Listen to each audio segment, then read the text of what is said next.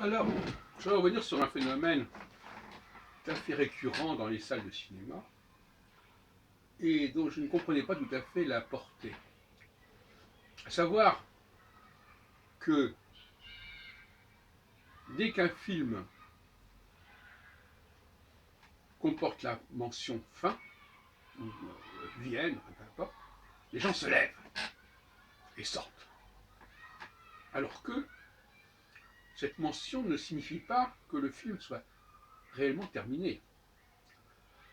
Il peut y avoir des développements ultérieurs, en tout cas une musique, des images, des informations qui vont succéder et continuer le film.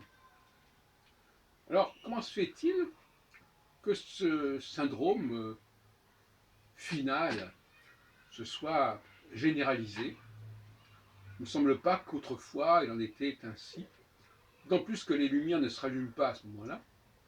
Donc les gens se lèvent dans l'obscurité, vont gêner les personnes qui veulent continuer à voir, si ce n'est qu'elles vont commencer à parler, alors que pendant quelques minutes, des choses intéressantes se produisent encore, notamment au niveau de la musique. Souvent la musique du film, un film se termine par une très belle musique euh, qui n'est pas écoutée par les gens qui partent avant la fin réelle du film et pas la mention fin.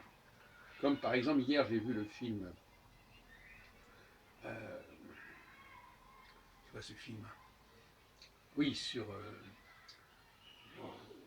la nonne, le nonne.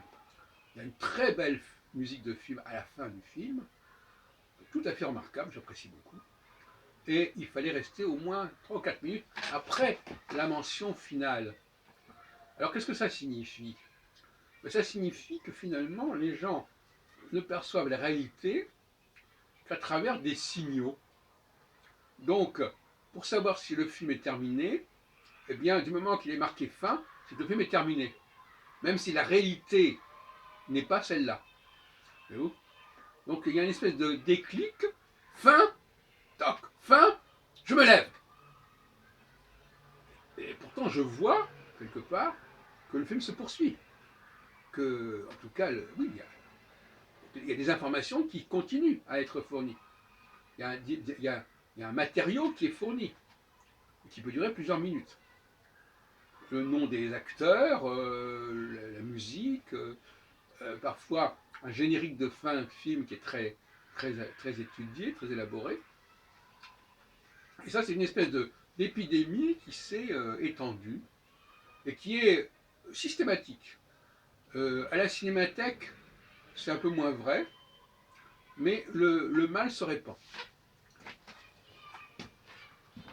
Décalage entre le virtuel et le réel.